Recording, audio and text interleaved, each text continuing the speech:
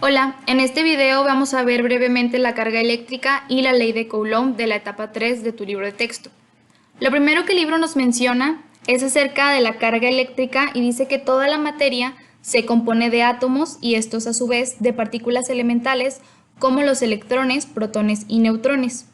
En el caso de los electrones y protones poseen una propiedad que se llama carga eléctrica y su unidad de medición es el Coulomb. En esta tabla te muestro las tres partículas de los átomos y el valor de carga eléctrica que tiene cada uno, así como su masa. Tenemos una ley de carga-fuerza, que nos dice que las cargas eléctricas del mismo signo se repelen y las cargas eléctricas de signos contrarios se atraen. Vamos a ver cómo funciona esto. Imaginemos que del lado izquierdo estoy poniendo las cargas 1 y del lado derecho estoy poniendo las cargas 2. Vamos a ver el primer ejemplo, que sería con cargas del mismo signo. Tenemos aquí dos cargas, Q1 y Q2. Ambas son positivas. Según la ley de carga-fuerza, estas cargas se deben repeler, es decir, van a ir hacia el lado contrario las fuerzas que están aplicando.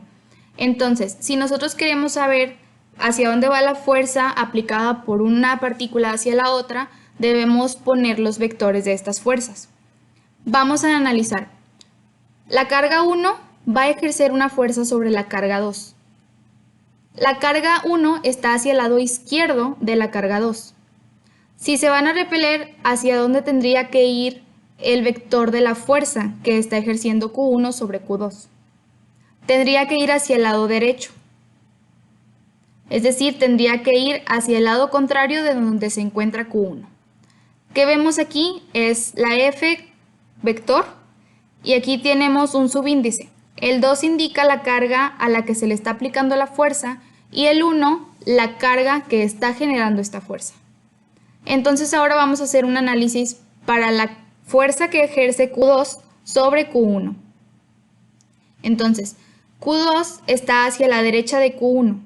Como se van a repeler, entonces la fuerza que debe ejercer va a ser hacia la izquierda de Q1. Entonces aquí tenemos el vector que dice fuerza en Q1 aplicada por la carga 2.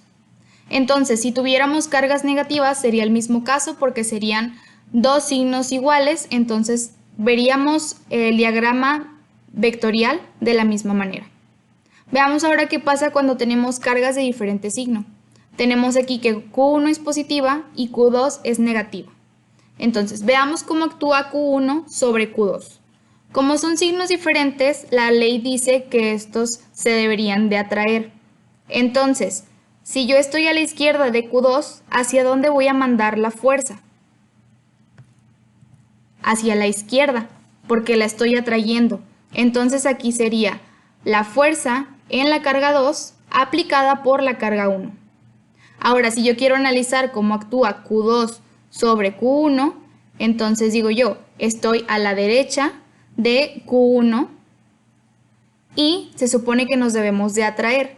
Entonces, ¿hacia dónde voy a dirigir mi vector? Hacia la derecha. Entonces aquí tenemos nuestro vector y dice la fuerza aplicada en Q1 por la carga Q2. Entonces, si nosotros invertimos estas partículas, es decir, tenemos primero una negativa y una positiva, va a ser el mismo caso porque como son signos contrarios, se van a atraer. Veamos ahora la ley de Coulomb, que nos dice que la magnitud de la fuerza eléctrica entre dos cargas puntuales es directamente proporcional al producto de las cargas e inversamente proporcional al cuadrado de la distancia que las separa. Nosotros, para aplicar la ley de Coulomb, tenemos una fórmula que es importante que identifiquemos qué significa cada una de estas literales, por lo que aquí tenemos que F es la fuerza gravitacional y se mide en newtons. Q1 y Q2 son las cargas y se mide en coulombs. R es la distancia que separa las cargas y se mide en metros. Y K es una constante que tiene un valor de 9 por 10 a la 9 newton metro cuadrado sobre coulombs cuadrado. Ahora, como tema auxiliar dentro de los ejercicios que vienen en el libro, vas a necesitar saber la ley de gravitación universal, que dice que dos cuerpos cualesquiera se atraen uno al otro con una fuerza que es directamente proporcional al producto de sus masas e inversamente proporcional al cuadrado de la distancia entre ellas.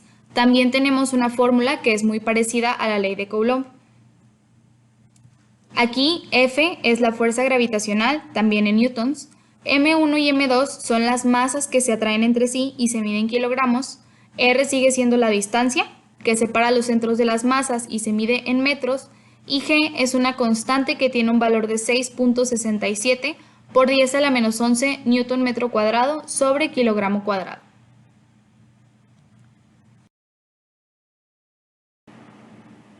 Ejemplo 1.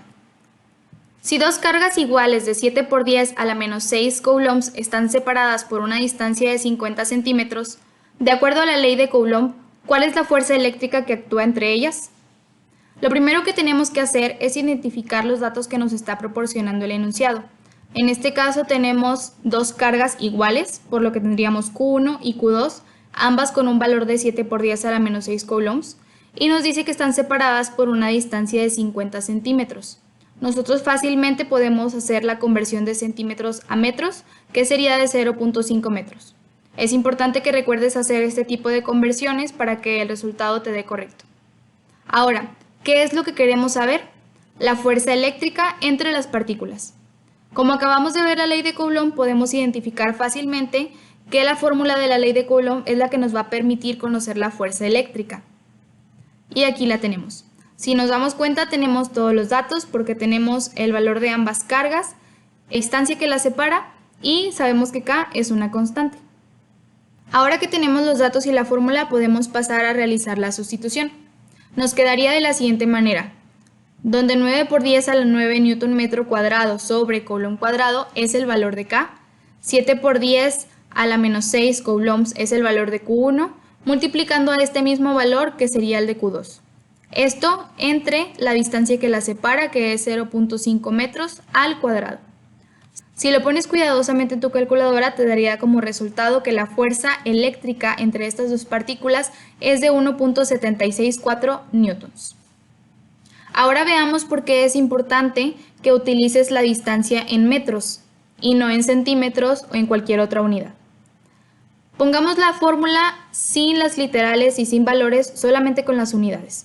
Tendríamos que la fuerza es igual a newton metro cuadrado sobre coulomb cuadrado, que multiplica a coulomb por coulomb sobre metro cuadrado. Nos podemos dar cuenta que coulomb por coulomb es coulomb cuadrado y este metro también es un metro cuadrado.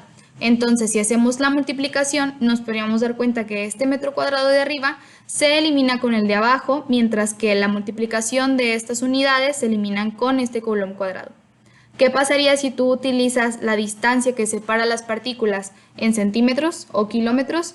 Bueno, no podrías hacer la eliminación de las unidades y por lo tanto tu respuesta estaría mal. Ejemplo 2.